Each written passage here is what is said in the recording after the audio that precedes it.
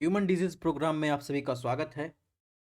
बदलते परिस्थिति के साथ रोगों की दशा बदल रही है, तरीके बदल रहे हैं, लेकिन जो कॉन्सेप्ट है वो वही रहता है। यानी जो बेसिक कॉन्सेप्ट है, यानी रोग जो है जैसे जीवाणु से फैलते हैं, विषाणु से फैलते हैं, प्रोटोजोआ से फैलते हैं, क्रीम से फैलते हैं, तो उन फैलने का तरीका वही रहता है, बस उनकी जो वैरायटी होती है वो बदल जाती है। तो आपका सिलेबस आपसे ये जो है आशा रखता है कि आपको जनरल जो डिजीज़ हैं उनके बारे में आपको पता रहे। तो उसी को देखते हुए ये हम आपको लेकर आए हैं। ज़रूरी नहीं आप डॉक्टर हों तो ही आपको इन डिजीज़ के लक्षण के बारे में, सिम्पटम्स के बारे में पता रहे। आप स्टूडेंट हैं, ठीक है? तो अभी आपको इन सब की जानकारी होनी चाहिए। जितना आपके एग्ज़ाम की दृष्टि से इम्पोर्टेंट है, उतना आपकी हेल्थ की जानकारी के लिए भी ये लेक्चर इम्पोर्टेंट है। तो बात करें ह्यूमन डिजीज़ की, तो ह्यूमन डिजीज़ जो होता है मुख्यतः 2 प्रकार का होता है। एक तो होता है जन्मजात, जो बच्चे के पैदा होते ही या पैदा होने से पहले ही होता है, ठीक है? दूसरा होता है उपार्जित रोग, यानी जिसे हम एक्वायर्ड करते हैं, यानी जन्म के बाद जो है जीवन काल के दौरान वो रोग हम लोगों को होते हैं, ठीक है? जो हमें मिलते हैं, ठीक है? बात करें गर्भावस्था तथा जन्म के समय के जो डिजीज़ मिलते हैं उनकी बात कर लेते हैं। तो सबसे पहले उसको ही डिस्कस करेंगे, सेकंड में इसको डिस्कस करेंगे, ठीक है? तो जैसे जो गर्भावस्था जन्म के समय जो डिजीज मिलते हैं उसमें उदाहरण के लिए हीमोफीलिया, हृदय विकार, कलर ब्लाइंडनेस, तो ये सब क्या है? ये सब जो है आप देखेंगे ये जन्मजात रोग हैं, यानी गर्भावस्था या जन्म के समय के साथ ही मिलते हैं, ठीक है? यानी ये जेनेटिक रोग है, इन्हें कुल मिलाकर कहा जाए। हीमोफीलिया की बात करें तो हीमोफीलिया क्या है? एक जेनेटिक रोग है, ठीक है? एग्जाम में ऐसे ही पूछा जाएगा कि हीमोफीलिया क्या है? जेनेटिक रोग है, मिलान करने के लिए दे देगा। और ये क्या करता है? हीमोफीलिया जब होता है तो शरीर में थक्का नहीं बन पाता है, और इसे क्या कहते हैं? रॉयल डिजीज कहते हैं। तो पुरुष जो है सबसे ज्यादा प्रभावित होते हैं, महिलाएं हीमोफीलिया की जो है वाहक होती हैं। बस इतना ही आपको ध्यान रखना हीमोफीलिया के बारे में। दूसरा जो जो जेनेटिक डिजीज है, यानी अनुवांशिक रोग है, वो है कलर ब्लाइंडनेस। कलर ब्लाइंडनेस से बहुत ज्यादा क्वेश्चन आते हैं। इसमें पीड़ित व्यक्ति को लाल और हरे रंग में पहचान करने में बहुत ज्यादा दिक्कत होती है, और सबसे ज्यादा प्रभावित जो होते हैं पुरुष होते हैं।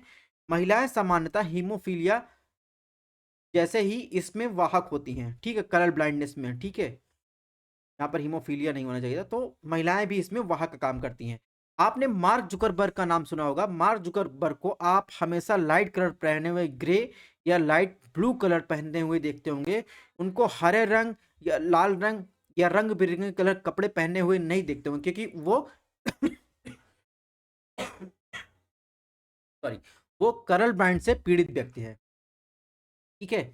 दूसरा आप बात करेंगे एक्वायर्ड, यानी जो रोग हम जन्म के बाद जीवन काल के दौरान एक्वायर्ड करते हैं, वो 2 प्रकार के होते हैं, संक्रामक रोग, असंक्रामक रोग। तो इन्फेक्शियस डिजीज की सबसे पहले इन्फेक्शियस डिजीज की बात कर लेते हैं। तो संक्रामक रोग आप देखेंगे, तो संक्रामक रोग को हम 2 डिवीजन कर सकते हैं। एक तो होता है सिंपल जो है इन्फेक्शियस डिजीज होता है, यानी साधारण संक्रामक रोग होता है। दूसरा क्या होता है? रक्त संचरण से फैलने वाला रोग, जैसे एड्स हुआ, ठीक है? एचआईवी होता है, एक्वायर्ड इम्यूनोडेफिशिएंसी सिंड्रोम, हेपेटाइटिस होता है। ये जो है रक्त के संचरण से फैलने वाले रोग हैं, यानी रक्त जो होता है जिसको हुआ होता है पेशेंट को, उसका रक्त अगर किसी व्यक्ति के शरीर में इंजेक्ट हो जाए, किसी तरीके से संपर्क में आ जाए, तो उसे फैलता है। अब बात करेंगे सिंपल इन्फेक्शन डिजीज की, तो सिंपल इन्फेक्शन डिजीज को हम 4 टाइप में डिवाइड कर सकते हैं। एक तो पहला बैक्टीरिया द्वारा, दूसरा विषाणु या वायरस द्वारा, तीसरा प्रोटोजोआ द्वारा, चौथा जो है कृमिजन्य से होने वाले रोग, ठीक है? तो आपको हमने जो ये इसमें सारी चीजें पॉइंट वाइज दी है, इसी से क्वेश्चन पूछेगा कि टिटनेस, हैजा, डिप्थीरिया, काली खांसी, प्लेग, टीबी जिसे क्षय रोग कहते हैं, टाइफाइड, कुष्ठ रोग, ये कैसे हैं? बैक्टीरिया द्वारा फैलते हैं, विषाणु द्वारा फैलते हैं, प्रोटोजोआ द्वारा फैलते हैं, कृमिजन्य द्वारा। तो ये जो जितनी लिस्ट दी गई है, ये आपको ध्यान रखना है, बैक्टीरिया द्वारा फैलते हैं। वायरस द्वारा यानी विषाणुओं द्वारा कौन कौन से रोग फैलते हैं? रेबीज हो गया, जिसे हाइड्रोफोबिया कहते हैं, ठीक है? छोटी माता, खसरा, पोलियो, चेचक, ठीक है? चेचक भी जो है आप देखेंगे तो इसी द्वारा जो है वायरस द्वारा फैलता है।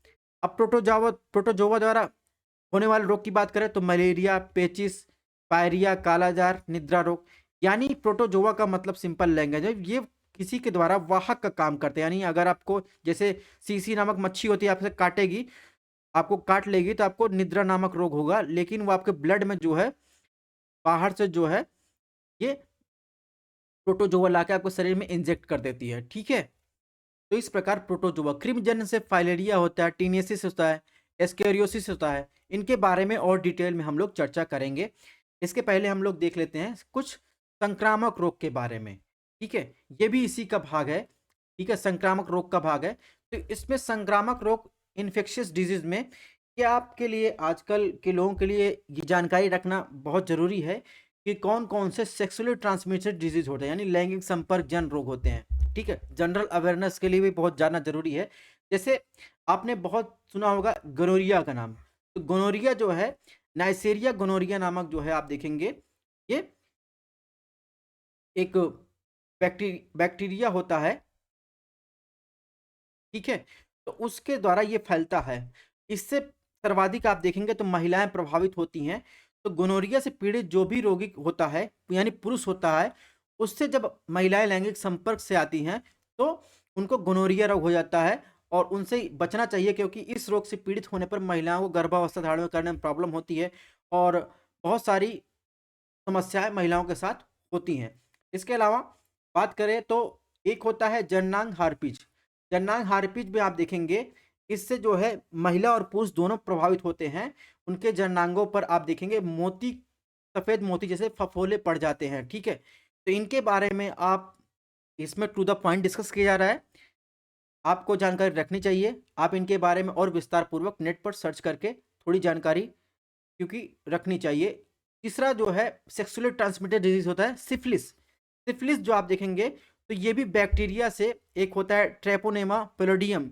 इससे इन्फेक्टेड व्यक्ति के कारण होता है। इसका उपचार होता है पेंसिलिन लेते हैं। ठीक है, इंजेक्शन के रूप में। और तीसरा जो है सेक्सुअली ट्रांसमिटेड डिजीज जो होता है, इसे कहते हैं ट्राइकोमोनासिस। ठीक है, इससे भी ज्यादातर महिलाएं प्रभावित होती हैं, सामान्यतः पुरुष प्रभावित नहीं होते हैं। ठीक है, एक प्रोटोजोआ होता है जिसे ट्रैकोमोनासिस बेनिजिलिस कहते हैं, उससे कारण ये होता है। तो इन रोगों के बारे में भी आपको याद रखना चाहिए। क्वेश्चन गोनोरिया से बहुत ज़्यादा पूछे गए हैं, सिफिलिस से पूछे गए हैं। ठीक है, तो ये सब चीज़ें भी आपको याद रखनी चाहिए। अगर आपको क्लासेस अच्छी लग रही हो तो आप चैनल को सब्सक्राइब भी कर सकते हैं। पीडीएफ जो है हमारे टेलीग्राम चैनल पर मिलेगा, स्टडी एन आईएएस पर डायरेक्ट स्कैन कर सकते हैं, या फिर सारी चीज़ों का प्लेलिस्ट आपको डिस्क्रिप्शन बॉक्स में मिल जाएगा। इसके अलावा बात करें, आप सबसे पहले बात करते हैं जो संक्रामक रोग में की बात करें तो जीवाणुओं द्वारा होने वाले रोग, यानी बैक्टीरिया द्वारा कौन कौन से रोग फैलते हैं। तो बैक्टीरिया द्वारा सबसे पहले हम देखें टिटनेस। टिटनेस तो आप लोगों ने सबने सुना होगा। तो ये जो होता है, ये एक बैक्टीरिया होता है क्लोस्ट्रीडियम टिटनी। इसके कारण होता है। आपको अगर चोट लग जाए, लोहे से चोट लग जाए, तो आप क्या जाते हैं, टिटनेस का इंजेक्शन लगवाने जाते हैं। और बच्चों को आप देखेंगे तो डीटीपी का जो है वैक्सीन लगता है। ठीक है, इसके बचाव के लिए। दूसरा क्या है, कॉलरा या हैजा।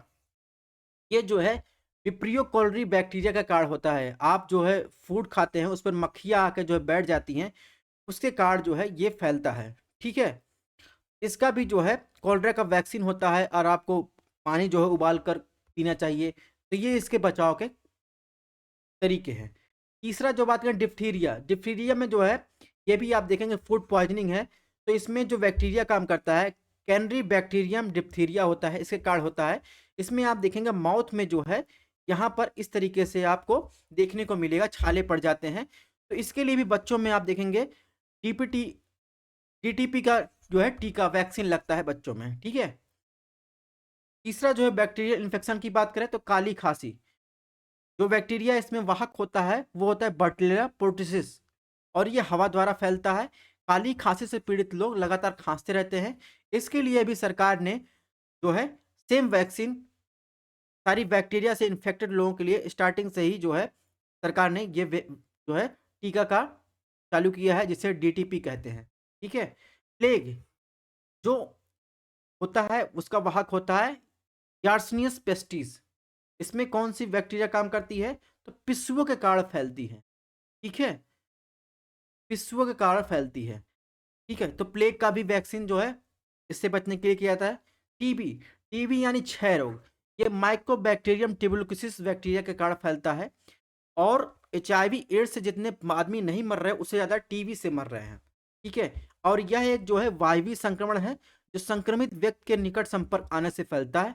विशेषकर आप जब कोई संक्रमित व्यक्ति है, उसके कमरे में वेंटिलेशन की सुविधा नहीं है, यानी स्वच्छ हवा आ जा ना रही है, घनी आबादी वाला क्षेत्र है, वहाँ पर ये चीज़ ज़्यादा फैलता है। टीबी के सामान्य लक्षण में आप देखेंगे बलगम वाली खाँसी, कभी-कभी बुखार, खून आना, सिर दर्द होना, सीने में दर्द होना, वज़न कम होना, ठीक है? तो ये सब चीज़ें इसके वर्तमान में जो है टीके का प्रावधान है टीबी का, ठीक है? बीसीजी की वैक्सीन भी लगती है। और इसके अलावा जिनको टीबी हुआ है उनके लिए भी उपचारात्मक जो है इलाज है, ठीक है? 6 महीने का कोर्स होता है, उसका किया जाता है।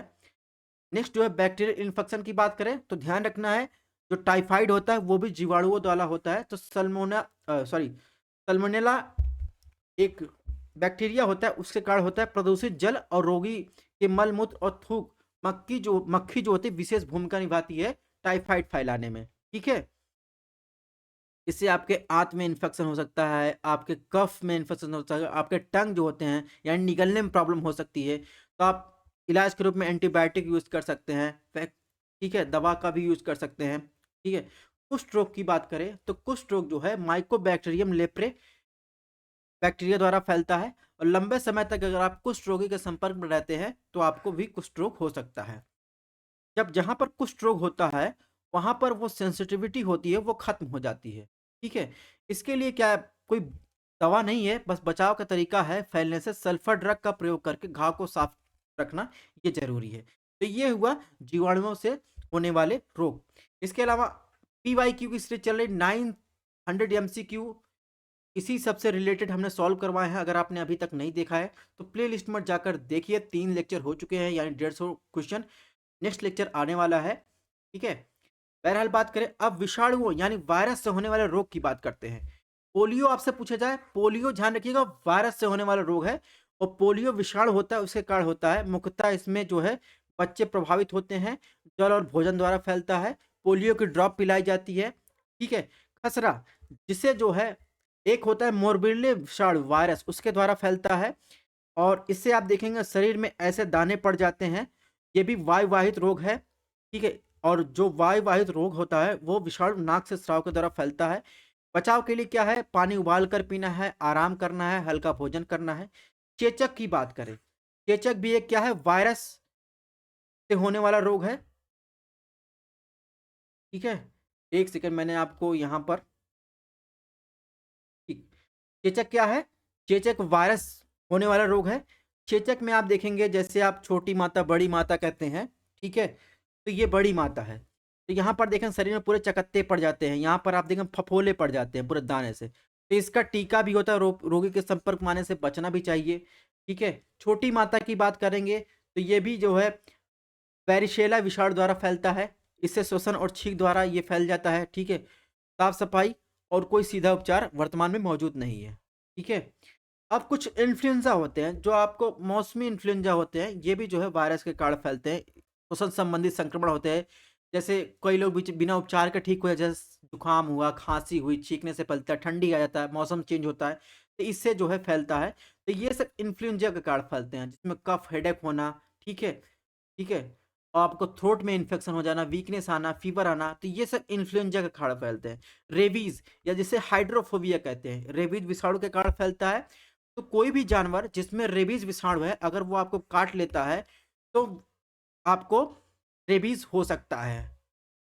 धीरे-धीरे क्या होता है, वो आप जो है पानी से, शोर से आपको चिड़चिड़ापन, पानी के टपकने से आपको चिड़चिड़ापन हो जाएगा, धीरे-धीरे पानी से आप जो है डरने लगेंगे, आपको हाइड्रोफोबिया हो जाएगा। जब भी आपको ऐसा कोई जानवर काटता है, तो सबसे पहला आप काम वो करना, साबुन से धोना है या फिर शुद्ध कार्बोलिक और नाइट्रिक अम्ल से जो है इसे दाग देना है, ठीक है? इसके अलावा जो है, जो आपके अगर पालतू कुत्ते हैं तो उनको जो है रेबीज़ का इंजेक्शन लगता है। और जिनको रेबीज़ हो जाता है उनके लिए भी इंजेक्शन की यानी टीके की व्यवस्था है।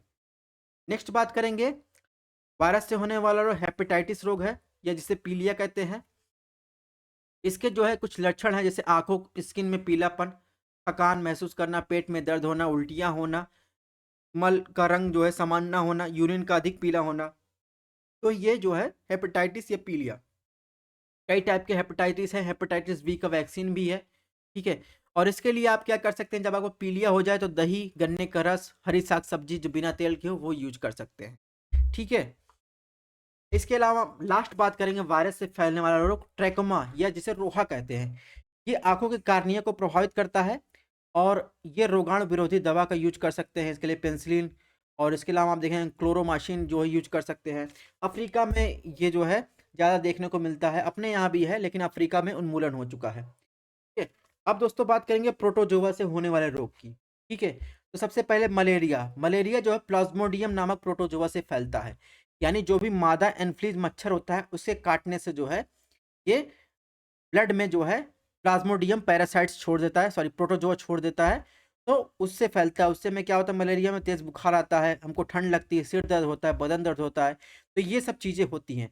इसके अलावा क्वेश्चन पूछा गया था कि मादा मच्छर जो है या नर मच्छर खून पीते हैं कि मादा मच्छर, तो आपको ध्यान रखना है कि हमेशा जो है मादा मच्छर ही खून चूसती है, नर मच्छर का काम है फूलों से रस चूसना। और आपको मेल फीमेल पहचानना हो तो आप देखेंगे जो मेल मच्छर होंगे उनके जो है मोछें होती हैं, ठीक है। तो ये चीज़ आपको ध्यान रखना है, उनके पास क्या होता है, उनके जो सूंड होते हैं ऊपर आप देखेंगे वहाँ पर मोछें होती हैं, ठीक है, बुशेस होती हैं, और फीमेल में नहीं होती हैं, तो इतना काफ़ी है। कालाजार लिस्मेनिया नामक प्रोटोजोआ से फैलता है। तो एक सैंड फ्लाई मच्छर सॉरी कीट होता है, उसके काटने से ब्लड में क्या होता है, लिस्मेनिया प्रोटोजोआ इंजेक्ट हो जाता है, उससे आपको तेज बुखार और पीलिया तक की भी शिकायत हो सकती है, ठीक है। नेक्स्ट बात करेंगे निद्रा रोग या स्लीपिंग सिकनेस। तो ये आप देखेंगे सीसी नामक मक्खी होती है, अक्सर जो है इक्वेटोरियल रीजन में आपको विषुवत रेखी प्रदेश में या आप कह सकते हैं वेट रीजन में देखने को मिलेगा, जिसमें जो है जीनस ट्रिपेनोसोमा जो है प्रोटोजोआ ये ब्लड में इंजेक्ट कर देती है। इससे आपको जो है नींद आने लगती है, ठीक है, और दिमाग में सूज जाता है, अक्सर जो है सिर दर्द, ठीक है, नींद ठीक से ना आना और वक्त पर इलाज ना हो तो जानलेवा भी साबित होता है। अफ्रीका में ये केसेस ज़्यादा देखने को मिलते हैं। पेचिस की बात करें तो पेचिस भी प्रोटोजोआ से फैलता है। एंटी अमीबा हिस्टोलिका ये प्रोटोजोआ काम करता है। इसके लिए आप जो है हरी सब्जियों को पोटेशियम परमैंगनेट में 1 घंटा तक भिगो कर रखें, उसके बाद पानी को उबाल कर पीना, रोगी को पूरी तरह साफ सफाई से रखना, ये इसके बचाव के कारण है, ठीक है। अब बात करेंगे दोस्तों कृमिजन्य रोग, ठीक है, यानी कृमि से जो फैलते हैं, जो हमें दिखाई नहीं देते हैं। फाइलेरिया क्या है, वो एक कृमिजन्य रोग है। तो फाइलेरिया कृमि का नाम क्या है, बुचेरिया ब्रैकोफाती, ठीक है। तो एक होता है क्विलेसस मच्छर, वो गंदे पानी में रोगाणुओं को जाना क्या होता है तेजी से पनपता है। अक्सर फाइलेरिया जो होता है ये देखेंगे शरीर के अंग सूज जाते हैं, विशेषता आप देखेंगे पाँव प्रभावित रहते हैं। तो इसमें क्या होता है, इसे हाथी पाँव भी कहते हैं, तो इसे हाथी पाँव भी कहते हैं। फाइलेरिया और हाथी पाँव का मिलान ये आप ध्यान रखिएगा। टीनेसिस क्या होता है, टीनेसिस जो है आप देखेंगे ये भी एक कृमिजन रोग है। जो संक्रमित सुअर होते हैं उनका अधपका मांस खाने से मनुष्य में क्या होता है, टीनेसिस हो जाता है। इसमें जो प्रोटोजोआ होता है उसका नाम होता है टीनिया सोलिस पैरासाइट्स होता है, ठीक है। तो ये चीजें आपको ध्यान रखनी है। अब बात करेंगे दूसरा, एक तो संक्रामक रोग देख लिया, अब असंक्रामक रोग की बात करेंगे, ठीक है, यानी नॉन इन्फेक्शस डिजीज की बात करेंगे। तो इसमें जो है विटामिन की कमी से होने वाले रोग हैं सबसे पहले। तो ये विटामिन है, vitamin A, B1, B2, B3, B6, B12, C, D, E, K, ठीक है। इन विटामिन से इनका केमिकल नाम, इनके कमी से होने वाले रोग को देखेंगे। तो विटामिन ए की कमी से रेटिनॉल इसका केमिकल नेम है, इससे क्या होता है, रतौंधी होता है। इसे नाइट ब्लाइंडनेस कहते हैं, ध्यान रखना। कलर ब्लाइंडनेस एक क्या है, जेनेटिक डिजीज है, नाइट ब्लाइंडनेस जेनेटिक डिजीज नहीं है। विटामिन B1 की कमी से थायमिन रासायनिक नाम बेरी बेरी रोग होता है, ठीक है। और विटामिन B2 की कमी से राइबोफ्लोविन, इससे होंठ, जीभ, त्वचा का रूखापन और भार में कमी आती है, ठीक है, ये राइबोफ्लोविन के लक्षण है, ठीक है। B3 की कमी से आप देखेंगे नियासिन रासायनिक नाम है, इससे पेलाग्रा रोग होता है। B6 की कमी से आप देखेंगे B6 सॉरी B6 की कमी से B6 का केमिकल कंपोजिशन क्या है इसे कहते हैं पायरिडॉक्सिन, यहाँ पर सही करिए, पायरिडॉक्सिन कहते हैं। इससे आरक्ता की कमी आती है। B12 की इस कमी से साइनोकोबालामिन, ये भी आरक्ता की कमी आती है। और विटामिन सी की कमी से आप, इसका केमिकल नाम क्या है, इसका केमिकल नाम आप देखेंगे स्कॉर्बिक एसिड, स्कर्वी रोग होता है। विटामिन डी की कमी से इसका केमिकल नाम क्या है, कैल्सीफेरोल, रिकेट्स होता है। विटामिन ई से इसका केमिकल नाम है ट्रैकोफेरॉल, इसे नपुंसकता होता है। विटामिन के की कमी से आप देखेंगे इसका केमिकल नाम क्या है, फिलोक्विनोन, इसे रक्तस्राव होता है। ठीक है, तो ये हो गए विटामिन की कमी से होने वाले रोग। अब देखिए विटामिन ए का सोर्स क्या क्या है, विटामिन ई का सोर्स क्या है, vitamin C, vitamin B6, vitamin के, विटामिन डी, विटामिन बी5। इनके सोर्स को भी आपको याद रखना है। ठीक है, पीडीएफ हम अपलोड कर देंगे अपने टेलीग्राम पर, यहाँ से आप पढ़ सकते हैं। अब बात करेंगे, एक तो नॉन कॉम्युनिकेबल डिजीज की बात करें तो विटामिन की कमी से दूसरा जो है कुछ अनुवांशिक रोग होते हैं, उनको भी आपको जानना जरूरी है। जैसे अनुवांशिक रोग की बात करें तो एक डाउन सिंड्रोम होता है। इसमें क्या होता है, जैसे जो व्यक्ति इससे पीड़ित होता है उसकी उम्र 16-17 वर्ष की आयु में उसकी मृत्यु हो जाती है, और व्यक्ति का कद जो है छोटा रहता है, और आप देखेंगे इनका मानसिक जो है विकास अवरुद्ध हो जाता है। जीभ आप देखेंगे जीभ मोटी रहती है। ठीक है, इसे मंगोली जड़ता भी कहते हैं। दूसरा जो होता है वो टर्नर सिंड्रोमा होता है। ये अक्सर जो है आप देखेंगे 46वां जो एक्स क्रोमोसोम होता है वो अनुपस्थित होता है, उसकी कमी से आप देखेंगे ये होता है, महिलाओं का कद जो है छोटा रह जाता है, जनांग जो है अविकसित रह जाते हैं, स्त्रियां जो है नपुंसक होती हैं। तीसरा जो है इसे कहते हैं क्लीन फिल्टर्स सिंड्रोम। ठीक है, क्लीन फिल्टर सिंड्रोम, ये क्लीन फिल्टर सिंड्रोम। तो इसमें देखेंगे जो 44 प्लस एक्स वाई की बजाय जो क्रोमोसोम होता है वो 44 plus X X Y chromosome होता है, तो व्यक्ति का कद सामान्य से अधिक हो जाता है। ठीक है, और उसके साथ नपुंसक होता है। पुरुषों में जो स्तनों का विकास होता है जिसे गायनेकोमास्टिया कहते हैं, तो इस प्रकार इसे क्या कहते हैं, ग्लीन फिल्टर सिंड्रोम कहते हैं। ठीक है, ट्राई टू चैट सिंड्रोम, इसमें क्रोमोसोम की संख्या जो है 5 की भुजा कट जाने से कारण होता है। इससे पीड़ित बच्चों की आवाज जो है बिल्ली की तरह होती है। ठीक है, बिल्ली की म्याऊ की जैसे होती है। इससे अवरुद्ध विकास होता है और बोलने में परेशानी होती है। ठीक है, इस तरीके से आप देखेंगे इसे क्या कहते हैं, क्राई टू चैट सिंड्रोम। ठीक है, एक होता है एडवर्ड सिंड्रोम। एडवर्ड सिंड्रोम क्या होता है, इसमें क्रोमोसोम की संख्या 18 ट्राइसोमी के कारण होते हैं। महिलाओं में अधिक, पीड़ित बच्चों में जो वृक्क का आकार होता है, मानसिक जो होता है असंतुलन होता है, और हृदय विकार देखने को मिलता है। इसे क्या कहते हैं, एडवर्ड जो है सिंड्रोम कहते हैं। तो इस प्रकार हमारा जो है ह्यूमन डिजीज का क्लास हुआ। इसको आप ध्यान से पढ़िएगा, हर एग्जाम के लिए इंपॉर्टेंट है। ध्यान रखिएगा, पीडीएफ आपको हमारे टेलीग्राम चैनल पर मिलेगी। आपको क्लासेस पसंद आ रही है तो हमारा 2 चैनल है, करंट अफेयर के लिए हमारा स्टडी यानी यूपीएससी फॉलो कर सकते हैं, और क्लासेस दोनों चैनल पर चलेगी। मिलते हैं नेक्स्ट लेक्चर में।